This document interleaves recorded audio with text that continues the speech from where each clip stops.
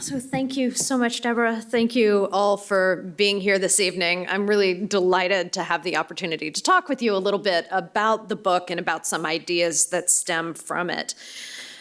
Much of what follows does build on arguments in the book, though as you'll hear as I'm talking, I'm really focused on the American university context, which looks quite different from a lot of what Deborah has just described, a lot of what's happening here. The American university is in a pretty precarious moment, and so part of what the work of the book has been doing is trying to intervene in that moment and trying to think about what different models for higher education, models that might fruitfully learn from a lot of what's going on here, might provide. But I do think, and one of the reasons why it's still useful for me to talk about this subject, not inside the United States, is that we're seeing increasingly other national university systems, in particular the UK, really learning the wrong lessons from the US university system, really sort of following our path, somewhat relentless path toward austerity and privatization. And I think that this is something that we really have to intervene in. And evidence of the need for intervening in this situation, and the need in particular for rebuilding trusting relationships between the university and the publics that it serves might be found in an increasing number of reports and studies such as this one, which was released in 2017 by the Pew Research Center, and which showed a precipitous decline in the esteem that colleges and universities were held in the United States, and particularly on the political right. Now, one frequent on-campus reaction to this kind of report, and I think understandably, is to decry the rampant anti-intellectualism in contemporary culture and to sort of turn inward, right? To spend more time on campus talking with those who understand us, right? So meaning us. The campus sort of faces inward and talks to itself. But in that reaction, we run the risk of deepening the divide between campus and world, allowing those who want to see today's colleges and universities as being irrelevant, and not only irrelevant, but in fact actively detrimental to the well-being of the general populace, to say, see, they're out of touch, who needs them anyway? And this, I think, becomes particularly important because the shift in public opinion that Pew is reporting on here is not something that just simply happened spontaneously, right? This was a generated shift in public opinion that's been part of a decades-long program of defunding and dismantling a wide range of public-serving institutions in the United States. So the saving the university part of the book's subtitle has to do with my growing conviction that if public institutions of higher education in the United States are to survive, it's going to require us to change our approach to the work that we do within them and the ways that we use that work to connect the campus to the publics that it serves, building relationships of trust that encourage those publics to understand that the institutions belong to them in some deep sense.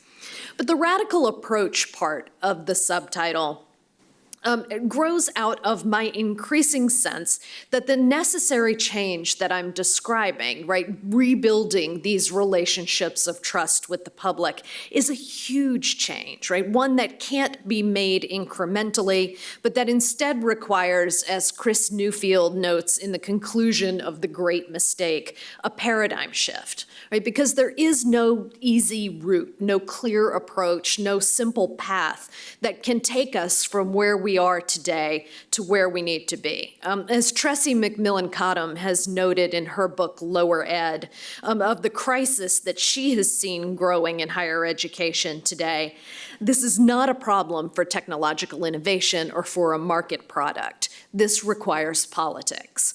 And the problem, after all, begins with politics, right? The American university that not too very long ago served as a highly accessible engine of social mobility, marking making a rich liberal arts-based education broadly available has been utterly undone. We're facing today not just the drastic reduction in that institution's affordability, but also an increasing threat to its very public orientation, as rampant privatization has not only shifted the burden of paying for higher education in the US from the state to individual students and families, but it's also turned the work of the institution from the creation of a shared social good, right, a broadly educated public, to instead the production of market-oriented individual benefit. So rather than thinking of higher education as a process of preparation for a lifetime of learning, students in the US are today overwhelmingly encouraged to understand a university degree as a necessary credential leading to a specific career outcome. And so we see what Inside Higher Ed reported as a larger than typical decline in confidence in an American institution in a relatively short time period. And this falling confidence, I want to argue, can't simply be dismissed as evidence of an increasingly entrenched anti-intellectualism in American life, though without doubt that exists as well, but rather has to be examined as evidence that something in the paradigm under which higher education has for the last several decades been operating is failing. In fact, part of the problem is precisely that our institutions in the US have been operating simultaneously under two conflicting paradigms. On the one hand, an older paradigm, largely operative within the academic community, in which the university serves as a producer and disseminator of knowledge, right? And on the other hand, a more recent paradigm in which the university serves as a producer and disseminator of market-oriented credentials. Even worse, though, than the conflict between these two paradigms is the fact that today both of them are failing, if in different ways. I mean, if our American higher education is to survive, we have to find a new way of articulating and living out the value of the university in a contemporary world. So the book overall makes the argument that rebuilding a relationship of trust between the public university and the public that it ostensibly serves is going to require regrounding the university in a mode of what I refer to as generous thinking. Really focusing its research and its pedagogical practices around building community and solidarity both on campus and across the campus borders. It's going to require concerted effort to make clear that the real good of higher education is and must be understood as social rather than as individual. And so in that process, I ask us to think about how we work with one another on campus and how we connect our campuses to the publics around us. And this begins by understanding generosity as a mode of engagement that's really grounded in listening to one another and to the publics with whom we work, attempting to understand what it is that we're hearing as deeply as possible before leaping forward to potential critiques and solutions. The book goes on to explore ways that our critical reading practices might be opened up to foster greater engagement between scholars and other readers, creating means for those readers to see more of the ways that scholars work and the reasons for those methods, as well as for scholars to learn more about why general interest readers read the ways they do, building key bridges between two constituencies that often seem to speak past one another. And I also spend time thinking about the ways and the reasons that scholars might do more of their work in public, really publishing in openly accessible venues and in more publicly accessible registers, and developing more community-engaged projects in order to bring the university's resources to bear in helping work through concerns that are held broadly through communities. But if we're going to make the kinds of changes that I argue for in the ways that scholars work, both on campus and off, the university as an institution must undergo a fairly radical transformation, becoming the kind of institution that supports rather than dismisses or at times even actively punishes collaboration and public engagement.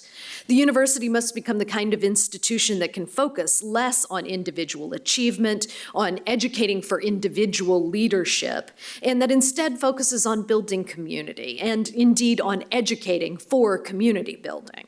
And this, perhaps needless to say, will require rethinking a lot about the ways that we engage with our students.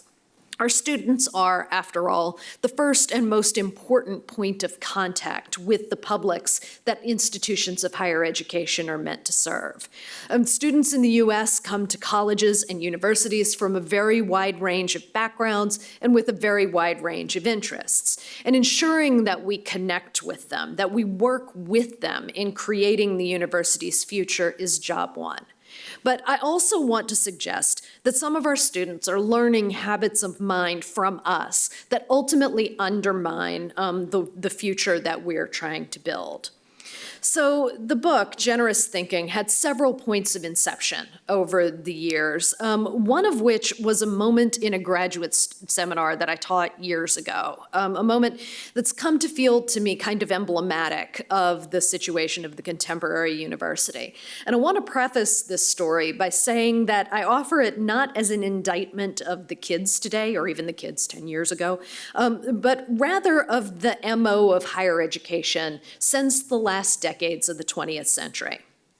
So here's the scene. The seminar is in cultural studies, and it's meant to provide an overview of some current questions in critical theory. And I do not now remember what article it was we had read for this particular day of class, but I remember opening our discussion, as I would, by asking for first responses, initial feedback on the text.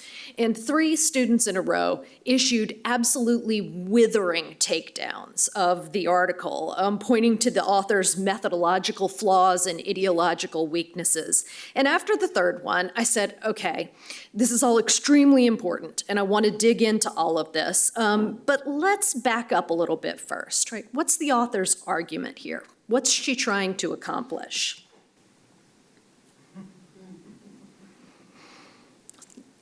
It's not a trick question, I said. What's this article about? Now, I want to note that I was a good bit younger then and a good bit less sure on my feet, and I immediately began wondering whether I'd asked a stupid question, right? Whether the sudden failure to meet my gaze was a sign that I, like the author, was now being dismissed as having pedestrian interest in neoliberal forms of meaning-making that demonstrated my complicity with the systems of oppression within which I worked.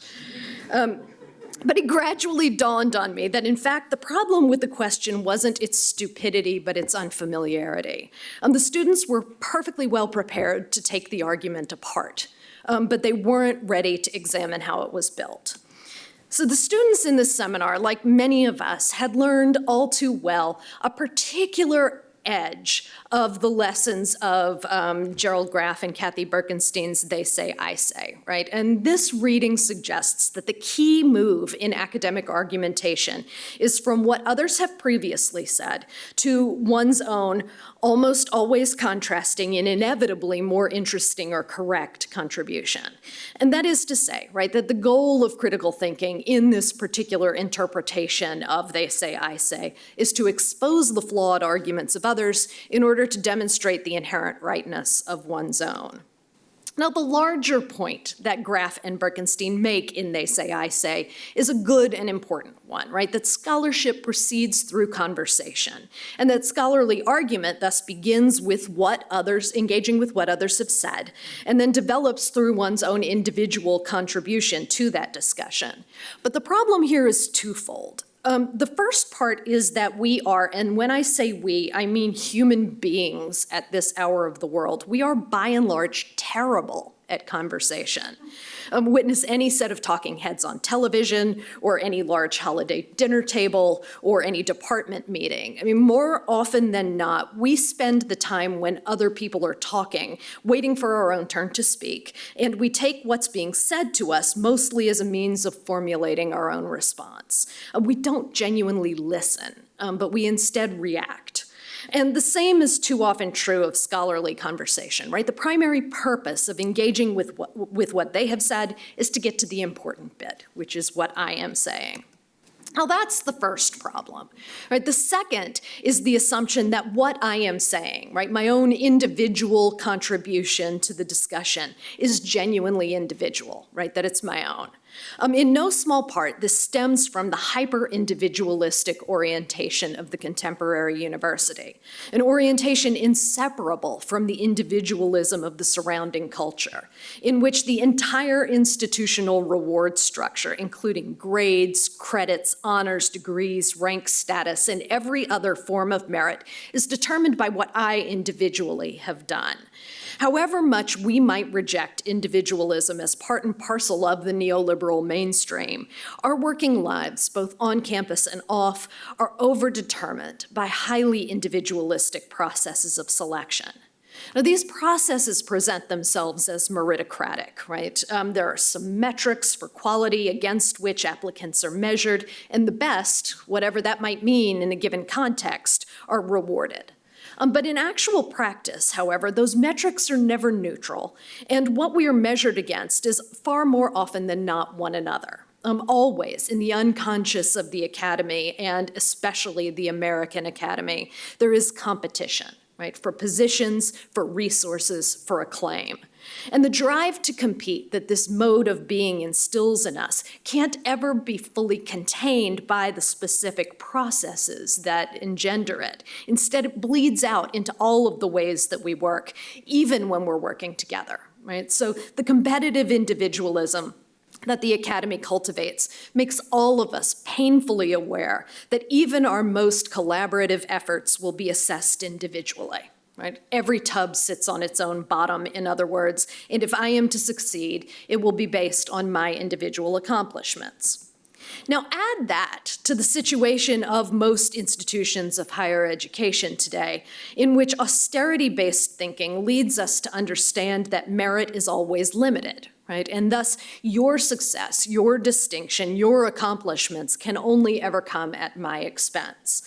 So we all find ourselves in an environment in which we have to compete with one another for attention, for acclaim, for resources, for time. And as a result, the mode of conversation that's promoted by they say, I say, has become less about the most important forms of critical thinking on which our work focuses, right?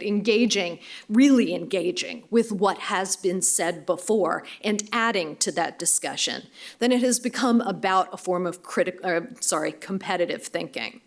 Now, competitive thinking is a hyper-individualistic mode of debate that suggests that we're in an endless struggle with one another, in which there's only so much room for so much success, for so much attention. In competitive thinking, the quest for academic and professional success requires us to defend our own positions and to attack others, right? We're trapped on a quest for what Thorstein Veblen described as invidious distinction, in which we separate ourselves from one another by climbing over. Now, it's important for me to note that in generous thinking, I apply this analysis as much to institutions as I do to the individuals who work within them. I mean, the competitive individualism within which we all operate contradicts and, in fact, undermines all of the most important communal aspects of life within our institutions of higher education. Our principles of shared governance, for instance, are built on the notion that universities best operate as collectives, in which all members contribute to their direction and functioning. But in actual point of practice, our all too clear understanding that service to the institution will not count when faculty are evaluated and ranked for things like salary increases and promotions encourages us to avoid that labor, right, and reserve our time and energy for those aspects of our work that will enable our individual achievement. And the results aren't good for any of us, right? Faculty disengage from the functioning of the institution and the shared purposes that it serves, while university governance becomes increasingly the province of administrators, ostensibly freeing the faculty up to focus on the competitive work that will allow us as individuals and our universities as institutions to climb the rankings. And that last bit is crucial, right? Insofar as the institutional reward structures within which we operate privilege achievement through competition, it's because our institutions are similar particularly under a mandate, as Chris Newfield has said, to compete all the time. And this is no way to run a collective. It's also no way to structure a fulfilling life. This disengagement from community and race for individual distinction is a key factor in the extremely high risk of burnout among college and university faculty and other intellectual workers. And I think one thing that we might point to and we might explore is the different ethos that you find on different kinds of campuses, and that I've been feeling here already in my extremely jet-lagged state. My time at a small liberal arts college in which faculty were genuinely committed not just to the work that they were doing, but to the functioning of the institution, produced a very, very different feel from a large university or research institution in which you are there to do your particular work and somebody else is handling all of the other stuff. But this individualistic, competitive requirement, well, let me actually figure out where I was before I digressed.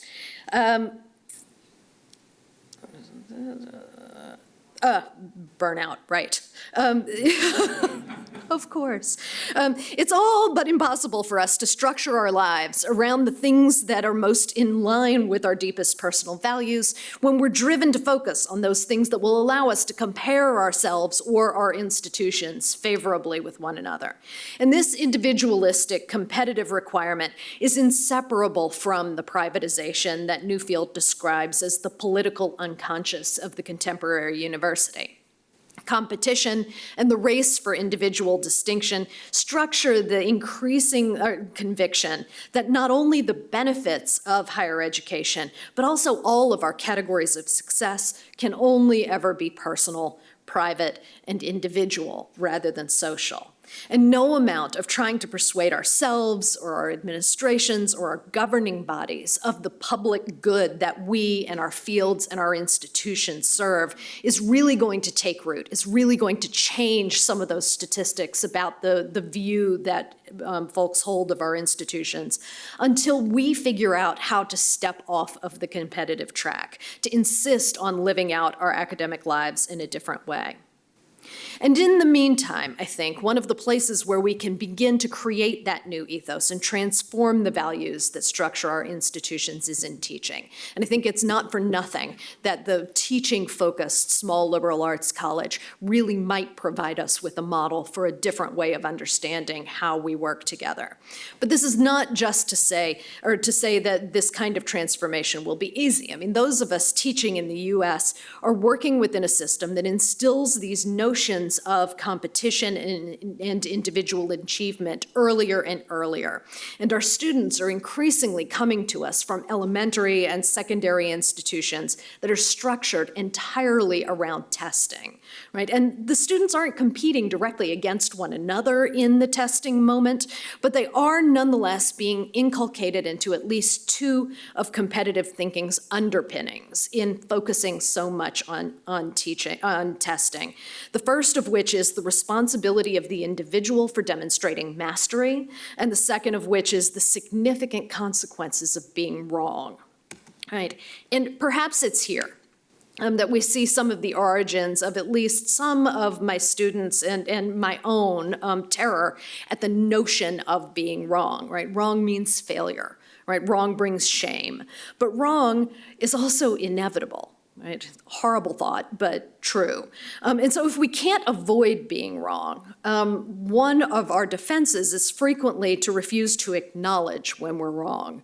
As Catherine Schultz has explored, people will go to extraordinary lengths to avoid recognizing their wrongness. And then after having had their error demonstrated to them, will forget that they had ever been wrong. Right, and we'll assume that the brain sort of erases the moment of wrongness and assumes that that opinion has always been there. But of course, there is no real thinking without exploring the possibility of being wrong, right? Without being willing to be wrong, we can't hypothesize. We can't experiment, we can't create, we can't imagine new possibilities, we can't dream. But we're hardwired not to admit the possibility that we might be wrong. And one key method by which we avoid confronting the idea that we might be wrong, and again, by we here, I mean to point both to academics in particular, but also to humans living at the end of the second decade of the 21st century, which century? The 21st century, in general. Again, one key method by which we attempt to avoid the possibility of being wrong is by demonstrating the inherent wrongness in everyone else's ideas. Right? In the academy, and especially in the humanities and in the social sciences, this often takes the form of critique. Right? If I can demonstrate what's wrong with your ideas, it must mean that my ideas are better. Now, this is the upshot of our frequent misreading of they say, I say, and it's what leads to the situation that I faced in my graduate seminar, right? We've armed contemporary students with all the most important tools of critique, right? They're ready to unpack and dismantle. They are well trained, that is to say, in playing what Peter Elbow once referred to as the doubting game, right? In which they focus on the parts of an idea that could be wrong and what it might mean if they were. But they have, and if we're willing to be honest with ourselves, we all have a tendency to skip the half of the game that's supposed to come first, right? The believing game, in which we focus on what it might mean if the ideas being expressed were right. The MO of they say, I say, in other words, or at least the ways that we read it, encourage us to dismiss what they say as quickly as possible in order to get on to the more crucial I say, the part for which we will actually get credit. Now, I want to be clear here. There is a lot of what they say that should, in fact, be pushed back against. I mean, there's a lot out there worth doubting. And I'm not asking us not to disagree, right? I'm not asking us not to press new ideas forward or not to think critically. Critical thinking is, in fact, at the heart of what scholars do. And not only would we be justified in rejecting any suggestion that we abandon it, or that we abandon the commitments that underwrite it in favor of an approach that might be more friendly or nicer somehow, but we'd also be well within reason if we were to point out that the critique of critique is still critique. Right? That it makes use of criticism's negative mode in the very act of negating it. Moreover, the critique of critique is too often driven either by a disdain for difficulty, right? We don't really want to think that hard, or by a rejection of the political in scholarly work, as if those two could really be separated, and neither of which of those tendencies do I want to support. I am, however, hoping that we might find ways to remember that critical thinking requires deep understanding and even generosity as a prerequisite. So what I want to ask this evening is what we and our students both might gain from slowing the process down a bit, right? From emphasizing the believing game before leaping to the doubting game, from lingering a little bit longer in the they say. I mean, we might, just as a start, find that we all become slightly better listeners than we have been. We might open up new ground for mutual understanding, even with those with whom we most disagree.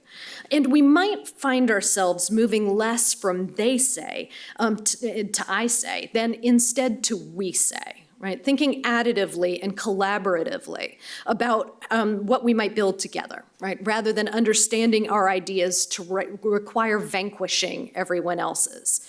We might, as Lakoff and Johnson have suggested, move away from understanding argument through the metaphor of war and instead come to understand it as a dance, right? In which two creative individuals come together to produce something that neither could do alone.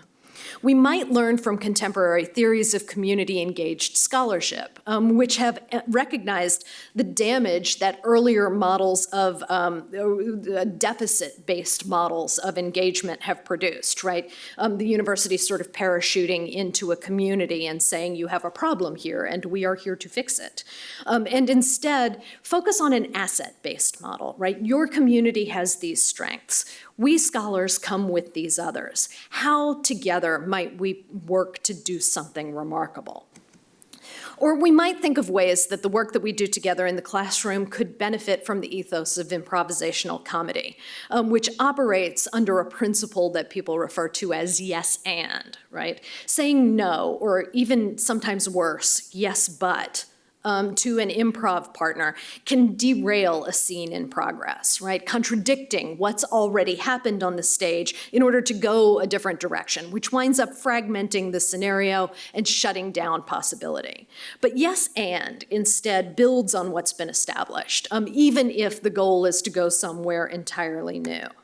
And so all of these arguments begin to suggest what a more generous model might provide, one based on building something collective rather than tearing down our predecessors in order to promote our own ideas. Generous argument might help us frame ways of thinking that focus on higher education as a means of fostering community rather than providing individual benefit. And this, as I argue at length in generous thinking, is, I think, the key to the future of the university. We have to find our way back to an understanding of the university's work as grounded in service to a broadly construed public. And that requires all of us, faculty, students, staff, administrators, trustees, really reframing the good of higher education as a social good, right? A collective and communal good, rather than a personal, private, individual, and overwhelmingly economic one. Of course, if we're really going to affect this transformation, I mean, what amounts to a paradigm shift in thinking about the values that underwrite higher education, we're going to have to think differently about how we measure our success as well. I mean, about what success means in the first place. If we're going to move away from the every tub on its own bottom, hyper-individualistic, competitive mode of achievement in which all outcomes are assessed and understood to be individual and are therefore assessed at that individual level, and instead foster more collective goals, we're going to need to think carefully about what it is we're assessing and why. How might we instead focus our modes of assessment at all levels and the rewards that follow on collaboration, right, on process rather than product? And if we as faculty are going to bring this mode of generous thinking, of generous argument, of generous assessment to bear on our classrooms, we'd be well served by bringing it to bear on our work together first. We need to seriously think about how all of the processes that structure our professional lives, not least our processes of hiring, of retention, of tenure and promotion, might help to instantiate the values that we want to bring to the work that we do, rather than fostering the culture of competition, of invidious distinction, right, that colors all of the ways that we work today and the environment within which our students learn. Now, one cautionary note in all of this. I don't mean this emphasis on generosity, on a supportive engagement with the work that's gone before us, to be used as a means of diffusing the important work that critique actually does in helping make things better. In the early days of working on generous thinking, I gave an invited talk in which I first tested out some of its core ideas. And in the question and answer period that followed, one commenter pointed out what he saw was a canny move on my part in talking about generosity because no one wanted to be seen as an ungenerous jerk in disagreeing with me. It was a funny moment, but it gave me real pause. I didn't intend to use generosity as a shield with which to fend off the possibility of critique. I mean, generosity, in fact, I think really requires us to remain open to criticism. It requires recognizing the generous purposes that critique can often serve. So in pressing for more generous modes of argument and more generous modes of assessment, I don't mean to impose a regime that's all rainbows and unicorns on us. Instead, what I'm hoping to ask is how we might benefit from thinking with rather than against one another, right? With rather than against the arguments of our predecessors, and with rather than against our students in developing the knowledge that might make all of us better contributors to the social good.